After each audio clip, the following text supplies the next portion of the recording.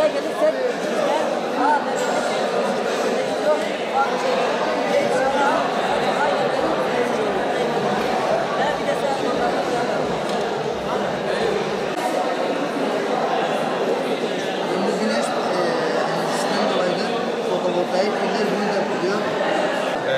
bunu da dediğimiz gibi güneş panelimizle birlikte, güneş paneli üstüne yerleştirmiş kablolarla birlikte pile bağlantı noktasına birleştirmişiz.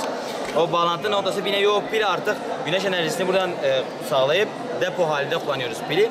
Sonra güneş enerjisini önden çıkardığımızda pildeki enerjiyi de harcayarak hareket enerjisine çeviriyoruz.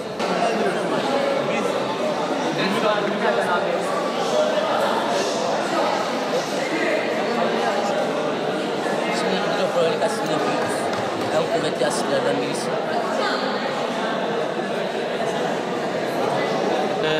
Yani birçok başka maddelerde de deneyebiliriz de biz bunu tercih ettik. Çayda da denedik tabii. Suyunda da oluyor.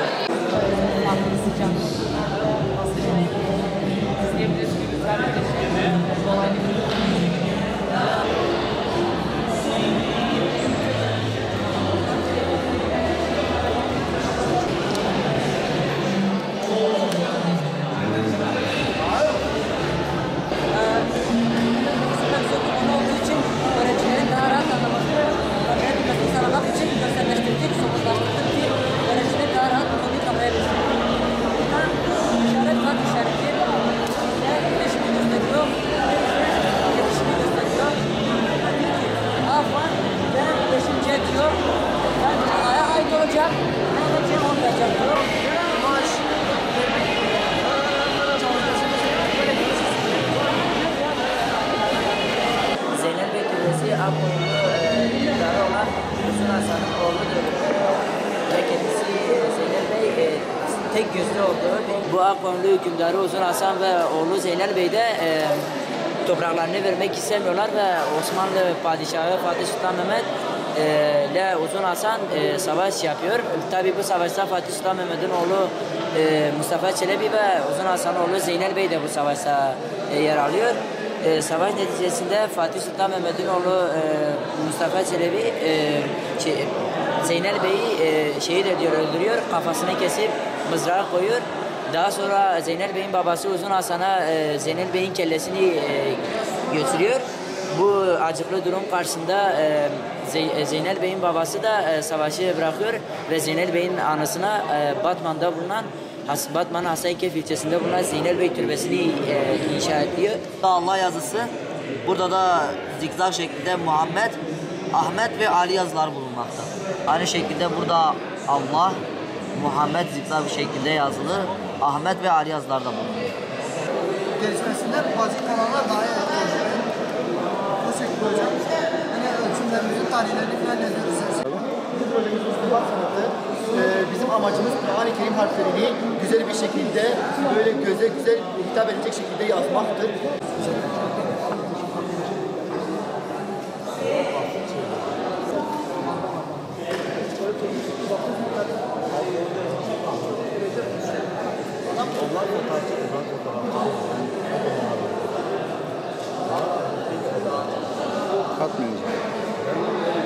Asıl amacımız İngilizce öğrenmek. Sosyal medyaya da çok faydası var. Önemli sosyal medyaya elimizde 1 saat, en az 2 saat girdiğimizde çok faydasız işlerle uğraşabiliriz. Biz bunu hem faydalı hale getirmek için hem boş zamanlarımızı. Evet, bu sene Zeynel Bey proje okulu oldu. Biz bunun temelini atmak üzere TÜBİTAK'ta 20 proje ile başvuruda bulunduk. Başvurumuz kabul gördü. Bugün sergisini düzenlemiş bulunmaktayız. Projemizde 12 tane öğretmen 12 alanda katkı sağlayarak hemen hemen her alandan çalışma sergisini, öğrencilerimizin çalışmalarını göreceksiniz. Okulumuzun güzel bir intiba bırakması, proje okuluna layık olduğunu göstermesi, öğrencilerimizin gayretlerinin anlaşılması adına böyle bir çalışma içerisinde bulunduk. Çok güzel sonuçlar elde ettik. Hem öğrenci motivasyonu arttı, hem konu hakkında ileriye dönük daha güzel çalışmaların oluşması için zemin hazırlanmış oldu. İyi bir temel atıldı.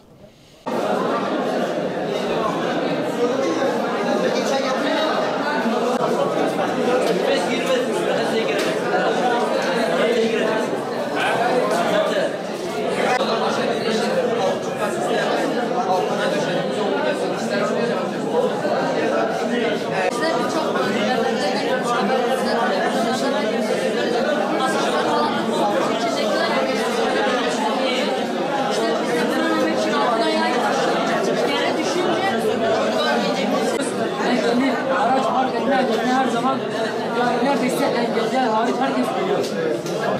Burada bir tane cihaz olacak ve bu cihazın kartı isteyecek.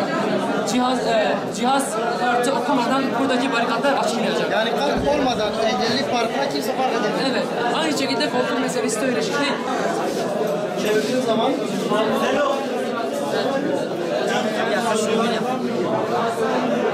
yani bu bir kanıttır değil mi? Evet. Şimdi burası olacak. Şimdi gördüğünüz gibi burada bir pet var. Oraya aktarma yapıyor. İki karenin toplamı yukarısı eşittir ve burada Pisagor'un ispatı. Biz Batman Ahmet Khane Anadolu Üniversitesi olarak 4006 TÜBİTAK Bilim Şenliği'ni düzenlenmiş bulunuyoruz. Biz bunu her sene yapıyoruz. Geçen sene de yaptık. Ondan önceki sene de yaptık. Ayrıyeten Van'a lise arası TÜBİTAK yarışmasına da 2 tane bu sene gönderdik. Projemizi gönderdik. Bunları da biz burada sergiledik. Bilim şenliği olarak düzenlediğimiz fuarda 21 tane projemiz var. Bunlar çeşitli alanlarda, matematik alanında, teknoloji alanında, fizik alanında, ondan sonra değerler eğitimi alanında çeşitli projelerimiz var. Bu projeye katılım öğrencilerimiz çok iyi, yoğun ilgi gösteriyorlar. Aynı zamanda öğrencilerimizin danışmanlığında, öğretmenlerimizin danışmanlığında bu projeleri yaptılar. Gençlerimiz hünerlerini, bilime olan katkılarını sergiledi. Çünkü biz biliyoruz ki eğer bir ülke bilimle haşır neşir olmasa, içli dışlı olmasa o ülkenin o ülke yok olmaya mahkumdur. Biz bunu bildiğimiz için her sene biz bu fuarı düzenliyoruz. Öğrencilerimizin bilimle, ilimle, içli dışlı olması için onlara fırsat tanıyoruz. Tabii bunu TÜBİTAK ile Milli Eğitim'in işbirliği içinde yapıyoruz. TÜBİTAK işte katkı sağlıyor, ödenek yapıyor. Biz de burada okullarda bu bilim fuarlarımızı düzenliyoruz.